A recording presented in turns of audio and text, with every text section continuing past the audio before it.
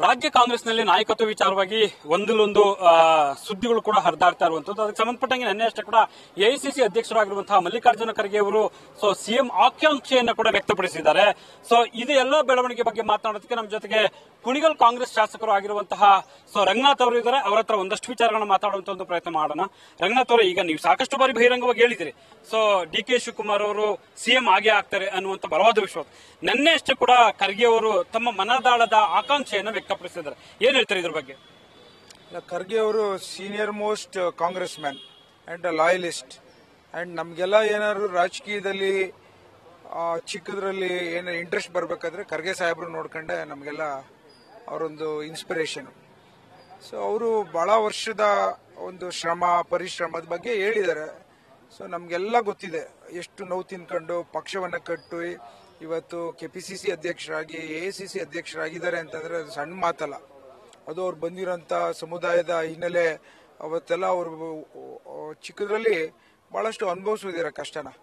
ಹಾಗಾಗಿ ಅವ್ರು ಹೇಳೋದ್ರಲ್ಲಿ ಕೆಲವು ಸತ್ಯಾಂಶಗಳು ಇದೆ, ಆ ನೋವು ಇದೆ. ಅಂದ್ರೆ ಅವರಿಗೆ ಆ ಕಾಲ ಈಗ ಕೂಡಿ ಬಂದಿದೆ ಅನ್ಸುತ್ತಾ?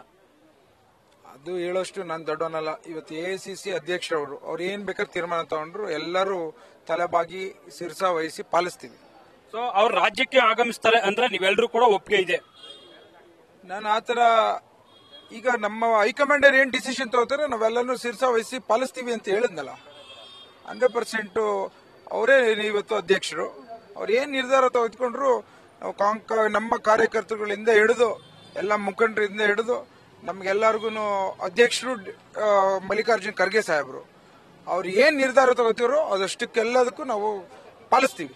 ಒಂದು ವೇಳೆ ನಾವು ಸಿಎಂ ಆಗ್ಬೇಕು ಅನ್ನುವಂತ ಆಕಾಂಕ್ಷೆನ ವ್ಯಕ್ತಪಡಿಸ್ತಾರೆ ಹೈಕಮಾಂಡ್ ಮುಂದೆ, ಅದಕ್ಕೆ ನೀವು ಬದ್ಧವಾಗಿರ್ತೀರ? ಇದೆಲ್ಲ ನಾನ್ ಮಾತಾಡೋಷ್ಟು ನಾನು ಚಿಕ್ಕವನಾಗ್ತೀನಿ, ಅಪ್ರಸ್ತುತ ಈಗ ಅದು ವಿಚಾರ ಹೇಳೋದು. ಮುಖ್ಯಮಂತ್ರಿಗಳು ಸಿದ್ದರಾಮಯ್ಯ ಸಾಹೇಬ್ರು ಇದ್ದಾರೆ.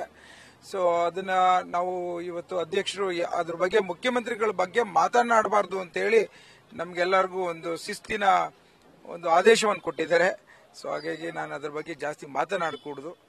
ನಮ್ಗೆಲ್ಲರಿಗೂ ಇವತ್ತು ಸಿದ್ದರಾಮಯ್ಯ ಸಾಹೇಬರು ಜಿಲ್ಲಾ ಎಲ್ಲ ಶಾಸಕರಿಗೂ ಒಂದು ಸಭೆಗೆ ಕರೆದಿದ್ದಾರೆ. ಸಭೆ ಅಂದ್ರೆ ವಿಶೇಷವಾದಂತ ವೈಯಕ್ತಿಕವಾದಂತ ಜಿಲ್ಲಾ ಒಂದು ಸಭೆನ. ಅಲ್ಲಿ ನಮ್ಮ ವಿಚಾರಗಳು, ಅನುದಾನಗಳ ಬಗ್ಗೆ, ನಮ್ಮ ಸಮಸ್ಯೆಗಳ ಬಗ್ಗೆ ಅವರು ಗಮನಕ್ಕೆ ತಂದು ಮಂದಟ್ ಮಾಡಬೇಕಾಗಿರುವಂತದ್ದು ಬಹಳಷ್ಟು ವಿಚಾರ ಇದೆ. ಅದನ್ನ 5 ಗಂಟೆಗೆ ನಾವು ಹೋಗ್ಲಿಕ್ಕೆ ನಮ್ಗೆಲ್ಲ ಕರೆದಿದ್ದಾರೆ, ನಾವು ಹೋಗ್ತಿದೀವಿ.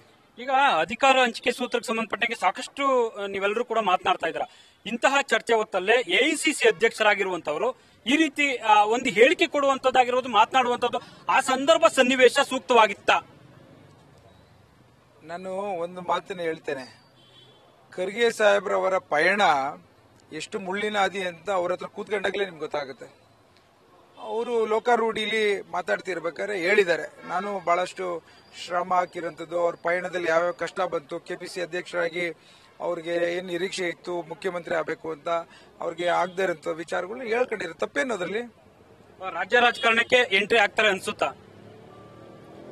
ಇವತ್ತು ಕರ್ನಾಟಕ ರಾಜ್ಯ ಒಂದು ಅಂಗ ಅಷ್ಟೇ, ಇಡೀ ಭಾರತ ದೇಶವನ್ನೇ ಅವರು ನಿರ್ವಹಣೆ ಮಾಡ್ತಾ ಇದ್ದಾರೆ. ಅವ್ರಿಗೆ ಇದು ಚಿಕ್ಕದು ಕೆಲಸ ಅದು. ಎಐಸಿಸಿ ದೊಡ್ಡ ಹುದ್ದೆ, ಇಡೀ ಭಾರತ ದೇಶನೇ ಅವ್ರ ಕಡೆ ಮುಖ ಮಾಡಿ ನಮ್ಮಂತವರೆಲ್ಲ ಲಕ್ಷಾಂತರ ಜನ ಅವ್ರ ಕಡೆ ನೋಡ್ತಾ ಇದೀವಿ. ಹಾಗಾಗಿ ಅವ್ರಿಗೆ ಜವಾಬ್ದಾರಿ ಇರೋಂಥದನ್ನ ಬಹಳ ಶಿಸ್ತುಬದ್ಧತೆಯಲ್ಲಿ ಇವತ್ತು ಮಾಡ್ತಾ ಇದ್ದಾರೆ. 100 ಜನ ನಮ್ಮ ಎಂಪಿಗಳು ಗೆಲ್ಸಿದ್ದಾರೆ. ಇವತ್ತು ಮುಂದಿನ ದಿನಗಳಲ್ಲಿ 2029ರಲ್ಲಿ ಕೇಂದ್ರ ಸರ್ಕಾರದಲ್ಲಿ ಕಾಂಗ್ರೆಸ್ ಪಕ್ಷ ತರಬೇಕು ಅನ್ನೋದನ್ನ ನಮ್ಮ ಕಾರ್ಯಕರ್ತರು ಏನ್ ಅಪೇಕ್ಷೆ ಪಡ್ತಾ ಇದ್ದಾರೆ, ಅದೇನ ಮಾಡೋರಿದ್ರೆ ಅವರೊಬ್ಬರೇ ಸಮರ್ಥರು ಅಂತ ನಾವೆಲ್ಲ ಅಪೇಕ್ಷೆ ಪಡ್ತಾ ಇದೀವಿ. ಅಂದ್ರೆ ನೀವ್ ಹೇಳ್ತಾ ಇದ್ರ ಪ್ರಧಾನಿ ಆಗುವಂತ ಅರ್ಹತೆ ಇರುವಂತವ್ರು ಅಂತ ಹೇಳ್ತಾ ಇದ್ರ? ಅಫ್ಕೋರ್ಸ್ ಅವರು ಇವತ್ತು ದಲಿತ ಸಮುದಾಯದಿಂದ ಬಂದು ಇಡೀ ಭಾರತ ದೇಶಕ್ಕೆ ಇವತ್ತು ಅಧ್ಯಕ್ಷ ಸ್ಥಾನ ಸಿಕ್ಕಿದೆ ಅಂತ ಅಂದ್ರೆ ಅದು ಸಣ್ಣ ಮಾತಲ್ಲ. ಅವ್ರು ಯಾವ ಸ್ಥಾನನ ಅಲಂಕರಿಸೋಷ್ಟು ದೊಡ್ಡ ವ್ಯಕ್ತಿ ಇವತ್ತು ಅಂತ ನಾನು ಹೇಳಲಿಕ್ಕೆ ಇಚ್ಛೆ ಪಡ್ತೇನೆ ನಾನು. ಈಗ ಡಿಕೆ ಶಿವಕುಮಾರ್ ಅವರು ಉಪಮುಖ್ಯಮಂತ್ರಿ ಆಗಿದ್ದಾರೆ. ಈ ಅವಧಿಯಲ್ಲಿ ಅವರು ಮುಖ್ಯಮಂತ್ರಿ ಆಗ್ತಾರೆ ಅನ್ನೋ ಭರವಸೆ ತಮಗಿದೆಯಾ? ಅದ್ರ ಬಗ್ಗೆ ಮಾತಾಡೋಷ್ಟು ದೊಡ್ಡನಲ್ಲ. ಪ್ರತಿ ಬಾರಿ ಹೇಳ್ತಾ ಇರ್ತೀವಿ, ನೀವು ಮಾಧ್ಯಮದವರು ನಮ್ಮಲ್ಲಿ ಮಾತನ್ನ ನಮ್ಮ ಬಾಯಲ್ಲಿ ಹೇಳಿಸ್ಬೇಕು ಅಂತ ಪ್ರಯತ್ನ ಪಡ್ತಾ ಇದ್ದೀರಿ. ಒಂದ್ ಮಾತನ್ನ ಹೇಳಲಿಕ್ಕೆ ಇಚ್ಛೆ ಪಡ್ತೇನೆ. ಇವತ್ತು ಡಿಕೆ ಶಿವಕುಮಾರ್ ಸಾಹೇಬರು ಹತ್ತಿರದಿಂದ ನಾನು ನೋಡಿರೋಂಥದ್ದಲ್ಲಿ ಅವರು ಸಾಕಷ್ಟು ಶ್ರಮ ಹಾಕಿದ್ದಾರೆ, ಕಷ್ಟಪಟ್ಟಿದ್ದಾರೆ, ಇವತ್ತು ಹೋರಾಟ ಮಾಡಿದ್ದಾರೆ. ಮುಂದಿನ ದಿನಗಳಲ್ಲಿ ಅವರು ಮುಖ್ಯಮಂತ್ರಿ ಆಗಬೇಕು ಅಂತ ಆಸೆ ಪಟ್ಟಿರೋರು ಬಹಳಷ್ಟು ಲಕ್ಷಾಂತರ ಕಾರ್ಯಕರ್ತರು ಇದ್ದಾರೆ. ಆದ್ರೆ ನಾನು ಒಬ್ಬ, ಮುಂದಿನ ದಿನಗಳು ಆಗ್ತಾರೆ. ಅದನ್ನ ಈಗ ಸದ್ಯದಲ್ಲಿ ಮುಖ್ಯಮಂತ್ರಿಗಳು ಸಿದ್ದರಾಮಯ್ಯ ಸಾಹೇಬ್ರು ಇದ್ದಾರೆ, ಅದ್ರ ಬಗ್ಗೆ ಮಾತಾಡುವಂಥದ್ದು ಅಪ್ರಸ್ತುತ ಅಂತ ನಾನು ಭಾವಿಸ್ತೇನೆ. ನಾನು ಅಲ್ಲ, ರಾಜಣ್ಣ ಅವರು ನಿಮ್ಮದೇ ಪಕ್ಷದ ಸಚಿವರು ಹೇಳ್ತಿದಾರಲ್ಲ, ಈ ಅವಧಿಯಲ್ಲಿ ಇದ್ದಿದ್ರು ಮುಂದಿನ ಅವಧಿಯಲ್ಲಿ ಆಗ್ಲಿ ಬೇಕಾರೆ, ಇನ್ನೂ ವಯಸ್ಸಿದೆ, ಸೊ ಒಂದು ಚಾತುರ್ಯ ಇದೆ, ಒಂದು ಶಕ್ತಿ ಇದೆ, ಎಲ್ಲವನ್ನ ಹೇಳ್ತಾರೆ, ಮುಂದಿನ ಅವಧಿಗಾಗ್ಲಿ 5 ವರ್ಷಗಳ ಕಾಲ ಆಗ್ಲಿ ಅನ್ನುವಂತ ಸಲಹೆ ಕೊಟ್ಟಿದ್ದಾರಲ್ಲ. ಅವರು ನಮ್ಮ ಜಿಲ್ಲೆಯ ಹಿರಿಯ ರಾಜಕಾರಣಿ, ಮಂತ್ರಿಗಳು, ಅವರು ಬಹಳಷ್ಟು ರಾಜಕಾರಣವನ್ನು ತಿಳ್ಕೊಂಡಿದ್ದಾರೆ. ಅವರು ಚಿಂತನೆಯಲ್ಲಿ ಹೇಳಿರೋಂಥ ಮಾತನ್ನ ಅವ್ರು ಯಾವುದೋ ಒಂದು ವಿಚಾರದಲ್ಲಿ ಹೇಳಿರ್ಬೋದು. DK ಶಿವಕುಮಾರ್ ಸಾಹೇಬರು ಅಧ್ಯಕ್ಷತೆಯಲ್ಲಿ ಅವರು ಚುನಾವಣೆ ಮಾಡಿ ಇವತ್ತು ಸರ್ಕಾರ ಬಂದು ಅವ್ರಿಗೂ ಮಂತ್ರಿ ಆಗಲಿಕ್ಕೆ ಒಂದು ಕಾರಣ. ಸೊ ಅವ್ರ ಹೇಳಿಕೆ ಅವ್ರನ್ನೇ ಕೇಳ್ಬೇಕು ನೀವು. DK ಶಿವಕುಮಾರ್ ಅವರು ಕೂಡ ಅವ್ರ ಸಚಿವರಾಗೋದಕ್ಕೆ ಕಾರಣ ಆಗಿದ್ದಾರೆ ಅಂತ. ಅಫ್ಕೋರ್ಸ್ ಇವತ್ತು ಎಲ್ಲಾ ಮಂತ್ರಿಗಳು ಮತ್ತು ಸರ್ಕಾರ ಬರಬೇಕು ಅಂತಂದ್ರೆ DK ಶಿವಕುಮಾರ್ ಸಾಹೇಬರು ಮತ್ತು ಸಿದ್ದರಾಮಯ್ಯ ಸಾಹೇಬರು ಅವರ ಶ್ರಮ ಹೆಚ್ಚಿಂದಿದೆ ಅಂತ ಇಡೀ ಕಾರ್ಯಕರ್ತರಿಗೆ ಗೊತ್ತಿದೆ. ಅಧಿಕಾರ ಹಂಚಿಕೆ ಅನ್ನುವಂಥದ್ದು ಇದೆಯಾ ಕಾಂಗ್ರೆಸ್ ಅಲ್ಲಿ, ಇದೆಯಾ ಪ್ರಸ್ತುತ? ನನ್ಗೆ ಅದ್ರ ಬಗ್ಗೆ ಅರಿವಿಲ್ಲ, ಅದ್ರ ಬಗ್ಗೆ ನಾನು ಮಾತಾಡೋಕ್ಕೂ ಹೋಗೋದಿಲ್ಲ. ಇವತ್ತು ಮುಖ್ಯಮಂತ್ರಿಗಳಾಗಿ ಸಿದ್ದರಾಮಯ್ಯ ಸಾಹೇಬರು ಬಹಳ ಒಳ್ಳೆಯ ಕೆಲಸಗಳನ್ನು ಮಾಡ್ತಾ ಇದ್ದಾರೆ. ನನಗಂತೂ ನನ್ನ ತಾಲೂಕಿಗೆ ಹೆಚ್ಚಿನ ಅನುದಾನವನ್ನ ಕೊಟ್ಟಿದ್ದಾರೆ, ಅವರ ಆಶೀರ್ವಾದ ಇದೆ. ಸೊ ಹಾಗಾಗಿ ಅದ್ರ ಬಗ್ಗೆ ನಾವು ಮಾತಾಡಕೂಡುದು. ಅಲ್ಲ, ಈಗಾಗಲೇ ಸಿಎಂ ಸಿದ್ದರಾಮಯ್ಯ ಅವರು ದೆಹಲಿ ಮಟ್ಟದಲ್ಲಿ ಹೇಳ್ಬಿಟ್ಟಿದ್ದಾರೆ, 5 ವರ್ಷಗಳ ಕಾಲ ನಾನೇ ರಾಜ್ಯದ ಮುಖ್ಯಮಂತ್ರಿ ಆಗಿರ್ತೇನೆ ಅನ್ನುವಂತ ಮಾತು ಹೇಳಿದ್ದಾರೆ. ಆದ್ರೂ ಚರ್ಚೆ ಈಗ ಯಾಕೆ ಈಗ ಬೇಕಾಗಿದೆಯಾ ಇಂಥ ಚರ್ಚೆಗಳು ಅಂತ? ಬೇಕಿಲ್ಲ. ಮಾನ್ಯ ಮುಖ್ಯಮಂತ್ರಿಗಳು ಹೇಳಾದ್ಮೇಲೆ ಅವರನ್ನ ನಾವೆಲ್ಲ ಶಿರಸ ವಹಿಸಿ ಕೇಳಬೇಕಾಗಿರೋದು ನಮ್ಮ ಜವಾಬ್ದಾರಿ. ಸೊ ಹಾಗಾಗಿ ಈಗ ಪ್ರಶ್ನೆ ಯಾಕೆ ಬಂತು ಅಂತ ನಾನೇ ನಿಮ್ಗೆ ಕೇಳ್ತಾ ಇದ್ದೀನಿ. ಅಲ್ಲ, 5 ವರ್ಷಗಳ ಕಾಲ ಅನ್ನೋಂತ ಸಂದರ್ಭದಲ್ಲಿ ಮತ್ತೆ ಈ ಅವಧಿಯಲ್ಲಿ DK ಶಿವಕುಮಾರ್ ಆಗೋಕ್ಕೆ ಸಾಧ್ಯ ಇದೆಯಾ ಅಂತ ಅದು ಹೈಕಮಾಂಡರ್ ತೆಗೆದುಕೋಬೇಕು ನಿರ್ಧಾರ. ನಮ್ಮ ಕೈಲಿ ಏನಿದೆ, ನಾವು ಹೈಕಮಾಂಡರ್ ಏನ್ ಹೇಳ್ತಾರೆ ಅದನ್ನ ಪಾಲಿಸಬೇಕು. ಅವ್ರು ಏನ್ ಆರ್ಡರ್ಸ್ ಬರುತ್ತೆ ಅದ್ರ ತಕ್ಕಂತೆ ನಾವು ಇರ್ತೀವಿ. ಸೊ ಇವಾಗ ಸಿಎಂ ಅವ್ರ ಮೀಟಿಂಗ್ ಅನ್ನ ಕರೆದಿದ್ದಾರೆ, ಏನ್ ವಿಚಾರ ಕರೆದಿದ್ದಾರೆ, ಏನ್ ಮಾತಾಡಕ್ ಹೋಗ್ತಿದ್ರಿ? ಈಗ ಹೈಕಮಾಂಡರ್ ಬಂದು ಅವರೆಲ್ಲ ಒಪಿನಿಯನ್ ತಗೊಂಡೋದ್ರು. ಈ ಮುಂದೆ ಗವರ್ಮೆಂಟ್ ಅಲ್ಲಿ ಹೆಂಗ್ ಮಾಡಬೇಕು ಅಂತ ಅಂದ್ಬಿಟ್ಟು ಮುಖ್ಯಮಂತ್ರಿಗಳು August 11ಗೆ ಸೆಷನ್ಸ್ ಇದೆ, ಯಾವ ರೀತಿ ಅಧಿವೇಶನ ನಡೆಸಬೇಕು, ನಿಮ್ ಸಮಸ್ಯೆಗಳೇನು, ನಿಮ್ ಜಿಲ್ಲೆಯಲ್ಲಿ ಏನಾದ್ರು ವಿಚಾರಗಳಿದೆಯಾ, ನಿಮ್ಗೆ ಏನ್ ಅನುದಾನ ಬೇಕು ಅಂತ ಕೇಳಿ ಕರೆದಿದ್ದಾರೆ. ನಾವು ಎಲ್ಲ ತಯಾರು ಮಾಡ್ಕೊಂಡು ಹೋಗ್ತಾ ಇದೀವಿ.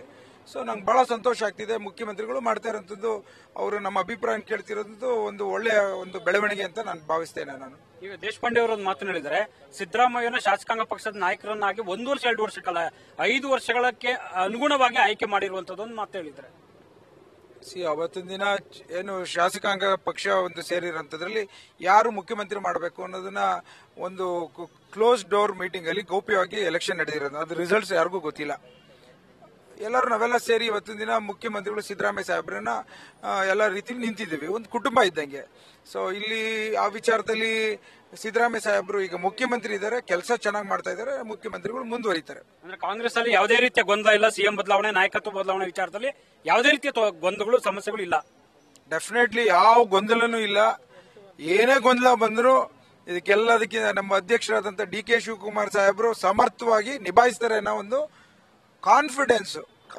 ಶಾಸಕರು ಬಿಡಿ, ಕಾರ್ಯಕರ್ತರು ತಳಮಟ್ಟದಲ್ಲಿ ಅವರೆಲ್ಲ DK ಶಿವಕುಮಾರ್ ಕಡೆ ಮುಖ ನೋಡ್ಕೊಂಡು ಏನೇ ತೊಂದರೆ ಬಂದ್ರು ಅದನ್ನ ನಿಭಾಯಿಸ್ತಾರೆ ಅನ್ನೋದನ್ನ ಎಲ್ಲಾ ರೀತಿಯಲ್ಲೂ ಆಶಾಭಾವನೆಯಲ್ಲಿ ಇರೋದ್ರಿಂದ ಯಾವುದೇ ತೊಂದರೆ ಇಲ್ಲದೆ 5 ವರ್ಷ ಸರ್ಕಾರ ಕೆಲಸ ಮಾಡುತ್ತೆ, ಬಡವರ ಬಗ್ಗೆ ಚಿಂತನೆ ಮಾಡುತ್ತೆ, ಪರಿಪೂರ್ಣ ಒಂದು ಸಮಗ್ರವಾಗಿ ಅಭಿವೃದ್ಧಿಯ ಕೆಲಸದಲ್ಲಿ ತೊಡಗಿಸ್ಕೋತೇವೆ ಅಂತ ಹೇಳಲಿಕ್ಕೆ ಇಚ್ಛೆ ಪಡ್ತೇನೆ ನಾನು.